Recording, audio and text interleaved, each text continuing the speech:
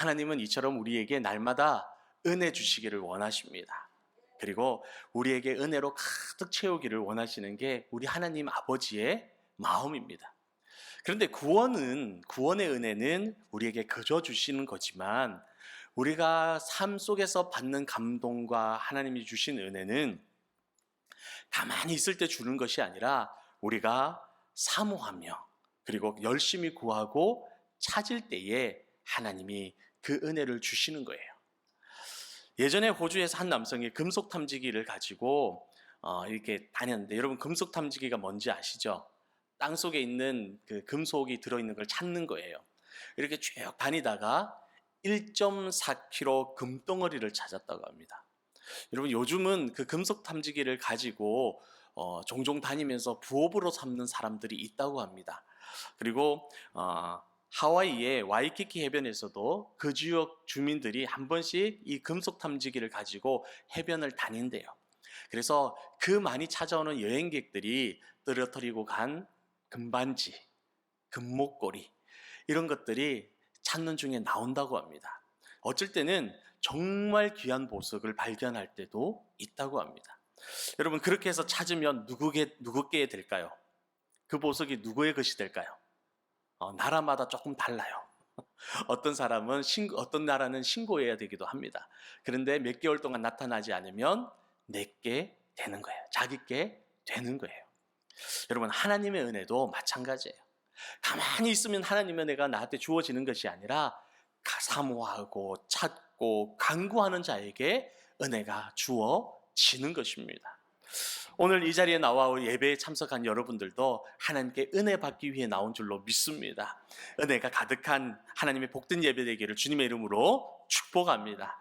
특별히 요즘 우리는 다니엘 기도회를 통해서 정말 많은 도전을 받고 은혜를 받고 있습니다. 너무 좋지 않으십니까? 우리만 보고 있다가 하나님이 이렇게도 역사하시는구나, 하나님이 이렇게도 사람을 세우시는구나, 하나님의 눈물이 있는 곳이 저기에 있구나, 하나님의 마음이 있는 곳이 이런 데 있구나 하는 것을 우리가 보게 되는 겁니다.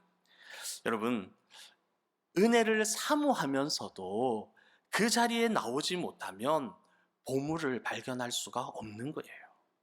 나는 보물을 좋아합니다, 은혜를 사모합니다 하면서도 나오지 못하는데 어떻게 그 보물을 찾고 어떻게 그 은혜를 누릴 수가 있겠습니까? 여러분 몸이 아프거나 불편해서 어쩔 수 없이 나오지 못하는 분들이 아니면 여러분 성전에 꼭 나와서 함께 참여하시기를 바랍니다. 그래서 같은 은혜를 받고 같이 달려가야 되는 거예요. 그래야지 한 목소리를 내고 함께 힘을 쓰는 거지, 그렇지 못하면 나 혼자서 딴소리예요. 나 혼자서 다른 생각으로 달려가게 되는 거예요. 여러분 집에서 혼자 보는 것과 성전에서 성도님과 함께 참여하는 것은 같을 수가 없습니다. 다릅니다. 다른 은혜가 있고 다른 감동이 있고 그리고 성령님의 역사하심이 다릅니다. 은혜 받는 자리에 밀리면 안 돼요, 여러분. 은혜 받는 자리는 욕심을 내셔야 돼요. 그래서 내가 마귀에게 지지 않으려고 내 마음을 지키고 단속하시면서 그곳을 향하여 걸음을 옮기셔야 됩니다. 내가 오늘 조금 쉴까? 오늘 조금 힘든데 피곤한데 그런 마음 가지면 마귀는 기가 막히게 알고 그 틈으로 들어와 쉬어, 힘내야지, 그래야 너 주일날 예배 드리지, 그러면서 내 마음을 꼬드깁니다.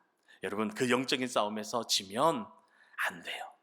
목회의 길을 걸어가다 보면 항상 은혜의 자리를 사모하고 참여하는 사람과 그렇지 못한 사람의 삶의 결과가 달라요. 삶의 마지막이 달라져요. 은혜 받은 성도는 시간이 지날수록 빛이 납니다. 그런데 담대해지는데 그렇지 못한 사람들, 은혜의 자리에 밀리는 성도는 시간이 흘러도 늘 힘들어요. 늘 어려워요. 여러분은 어떤 길을 가기를 원하십니까? 어떤 길을 가기를 원하십니까?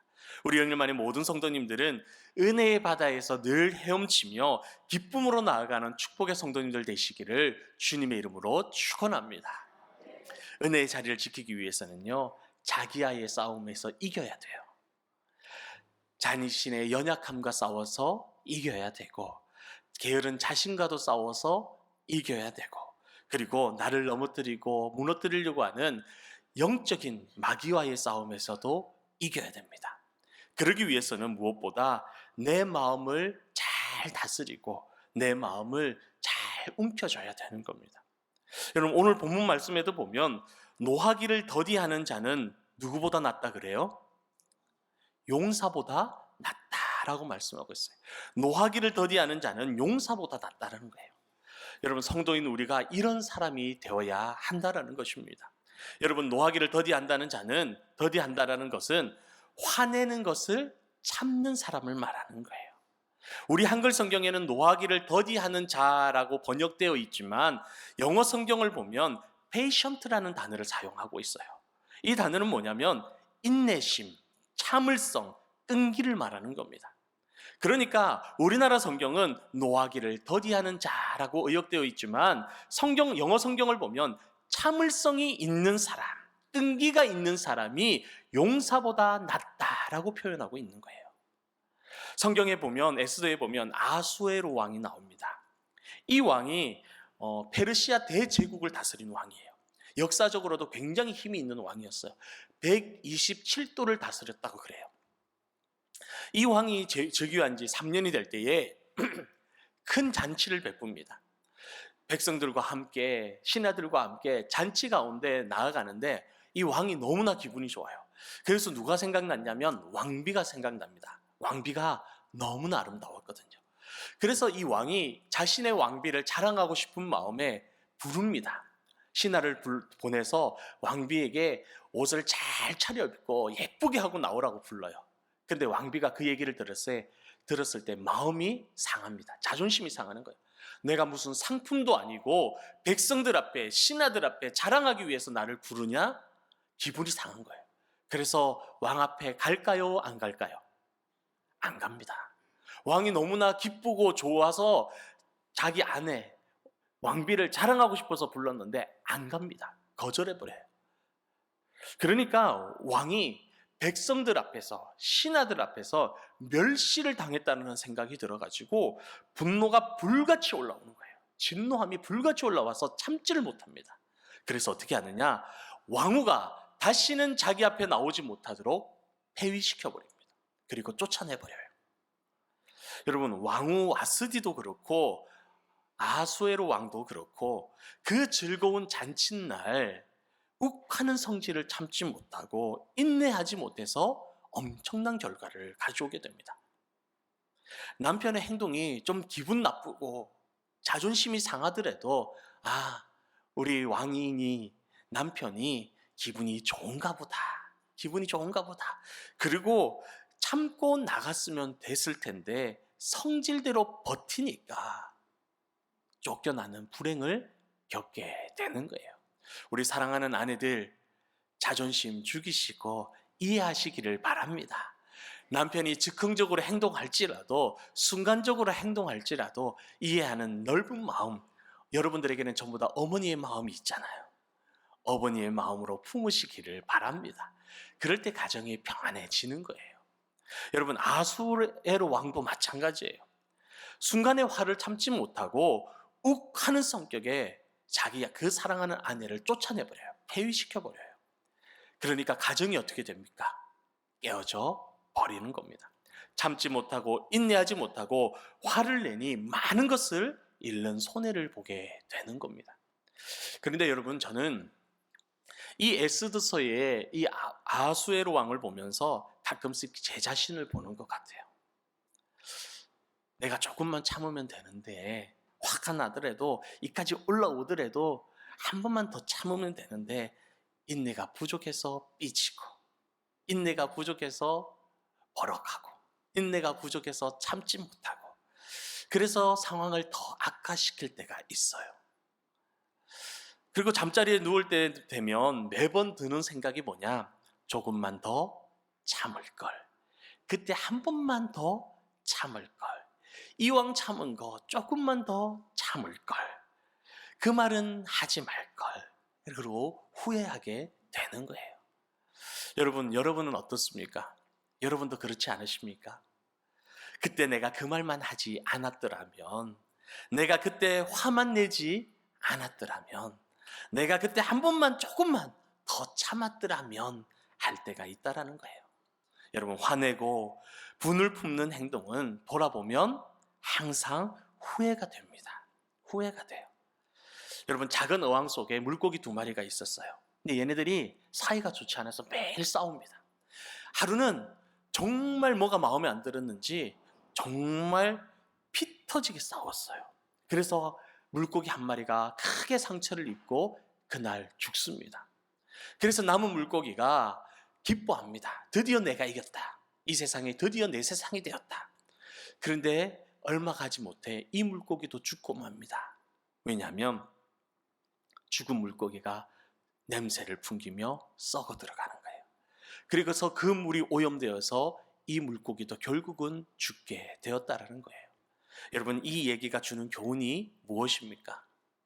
사람은 함께 살아가는 존재라는 거예요. 그래서 남에게 상처를 주면 상대방만 아픈 게 아니라 결국은 그 상처가, 그 아픔이 돌고 돌아서 어떤 모양으로든 나에게 다시 돌아온다라는 것입니다. 나를 다시 아프게 한다라는 거예요. 그렇게 우리는 상처를 주는 삶보다 서로를 위해서 더 기도하고 더 품어주고 더 사랑하고 더 배려하는 삶을 살아가야 된다라는 것입니다. 상처를 주면 상처가 나에게 돌아오지만 배려하고 양보하고 사랑하면 그 배려와 사랑이 나에게 다시 돌아오는 줄로 믿습니다. 그리고 무엇보다 하나님께서 그렇게 사는 사람, 그 삶을 사는 성도를 기뻐하세요. 그리고 그 성도의 기도가 힘이 있는 줄로 믿습니다. 그 기도의 응답의 역사가 있는 거예요. 야고보서 1장 4절 말씀에 보면 인내를 온전히 이루라 라고 말씀하세요. 인내를 온전히 이루라. 이는 너희로 온전하여 구비하여 조금도 뭐가 없게요? 부족함이 없게 하려 함이라 라고 말씀하세요. 인내를 온전히 이루는 것이 내가 부족함이 없게 되는 거예요. 참아내며 인내하며 그렇게 살아갈 수 있는 사람이 온전한 사람이요, 부족함이 없는 하나님의 진정한 용사가 되는 것입니다. 그래서 오늘 말씀에 노하기를 더디하는 사람, 인내하고 참는 사람, 끈기 있는 사람이 바로 용사보다 더 나은 위대한 사람이라고 우리에게 말씀하고 있는 것입니다. 이제는 상처받고 힘든 일을 만날지라도 참고 인내하시기 바랍니다. 그리고 노하기를 더디함으로 용사보다 나은 거룩한 하나님의 성도가 되시기를 주님의 이름으로 축복합니다. 또 성도는 자기의 마음을 다스릴 수 있어야 됩니다.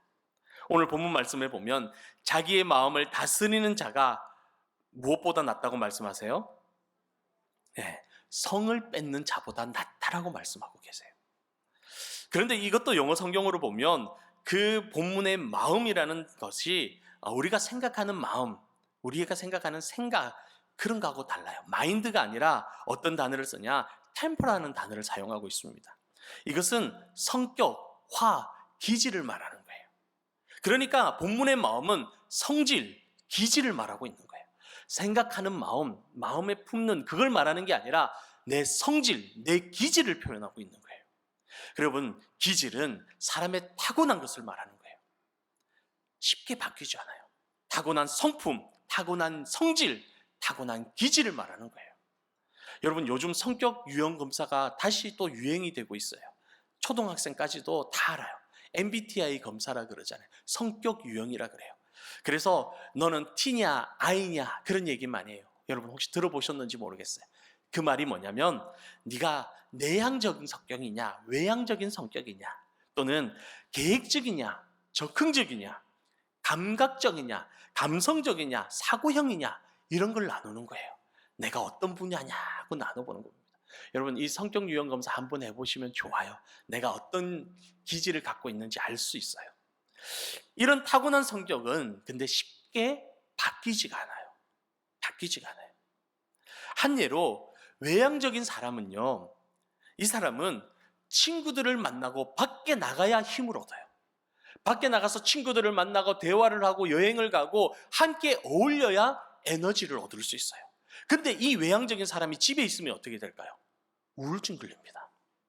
혼자 있으면 죽어요. 못 견뎌요. 반대로 내향적인 사람은 어떨까요? 그 사람은 집에 혼자 있어야 에너지를 얻어요. 혼자서 쉬어야 다시 일어날 수 있어요. 이 사람을 외향적인 사람처럼 너 나가서 에너지 좀 받고 와 하고 밖에 내보내면 기 다 빨리고 들어옵니다. 그리고는 공황장애가 와요. 이게 기질이에요. 이게 성격 유형이라는 거예요. 여행 갈 때도 어떨 것 같습니까? 계획적인 사람이 있고 그렇지 않은 사람이 있어요.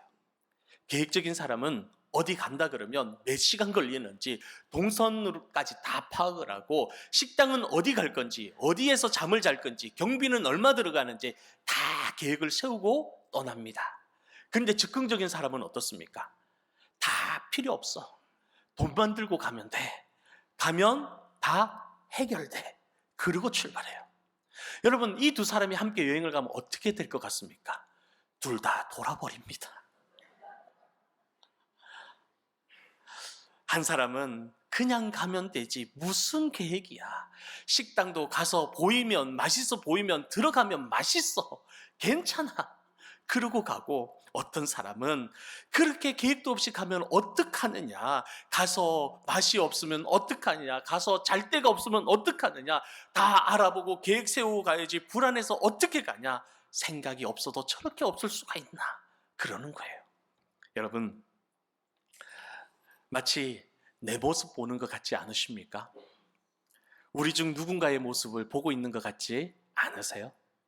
여러분, 이게 바로 타고난 기질이라는 거예요. 기질이라는 거예요. 오늘 말씀은 성도는 이런 타고난 기질, 고집, 이 가치관까지도 예수 그리스도의 이름으로 다스리고 바꾸라고 말씀하고 있는 거예요. 그런데 여러분, 기질이 쉽게 바뀝니까? 잘 안 바뀝니다. 여러분, 남편 보세요. 바뀌던가요? 안 바뀝니다. 아내 보세요. 바뀌던가요? 진짜 안 바뀝니다. 나를 보세요. 바뀝니까? 알았어 해놓고 다음날 똑같이 하고 있잖아요. 안 바뀝니다. 여러분, 내 힘으로는요, 아무리 노력해도 정말 안 바뀌어요. 불쑥불쑥 내 성질이 나오고 기질이 나오는 거예요.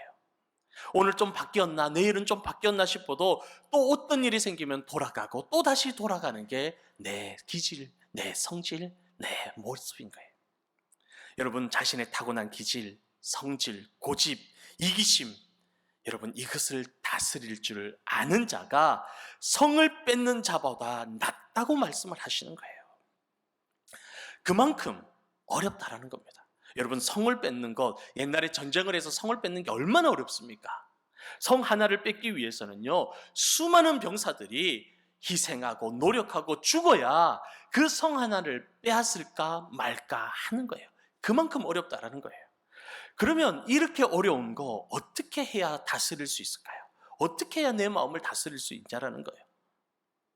주님은 우리에게 마음을 다스리라고 하는데, 그것까지도 다스리라고 하는데 여러분, 어떻게 해야 될까요? 빌립보서 2장 5절 말씀에 그 답이 기록되어 있습니다. 너희 안에 이 마음을 품어라. 어떤 마음이에요? 어떤 마음이에요? 곧 그리스도 예수의 마음이니.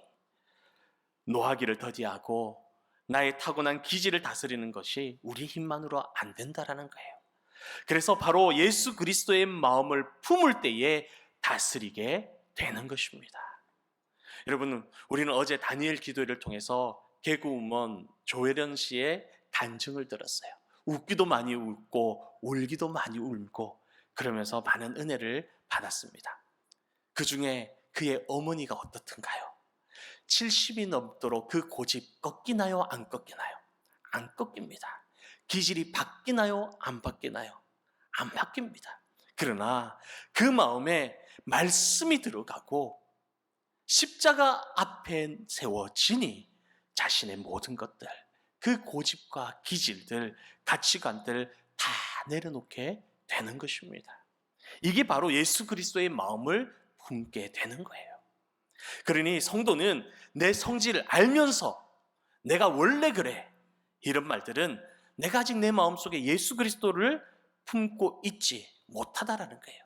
내가 아직 예수 그리스도의 마음을 닮아가지 못하고 있다라는 거예요. 한 목사님이 부활주의를 앞두고 아이들에게 숙제를 내줬어요. 상자를 주면서 이 상자에 생명을 담아오라 그랬어요. 어떤 것이든 생명을 담아오라 그랬어요. 그래서 아이들이 숙제를 쫙 해서 와서 하나씩 오픈을 합니다. 상자를 여니까 어떤 아이는 그 안에 꽃이 들어있고, 어떤 아이는 푸른 나뭇가지가 들어있고, 어떤 아이는 상자를 열었더니 나비가 확 날아가기도 합니다. 생명을 다 하나씩 가져온 거예요. 그런데 하나의 순서가 됐어요. 근데 이 아이가 발달 장애를 갖고 있는 거예요. 목사님 그때 아차 싶었어요. 아, 나 때문에 이 아이가 친구들한테 망신을 당할 수 있겠구나라는 생각이 들었어요. 아니나 다를까 이 아이가 상자를 탁 열었는데 안에 아무것도 없는 거예요. 그래서 목사님이 순간 엄청 당황했어요. 그런데 그때 그 아이가 이렇게 얘기하는 거예요. 목사님, 예수님이 부활하시고 무덤이 비어있다고 하셨죠.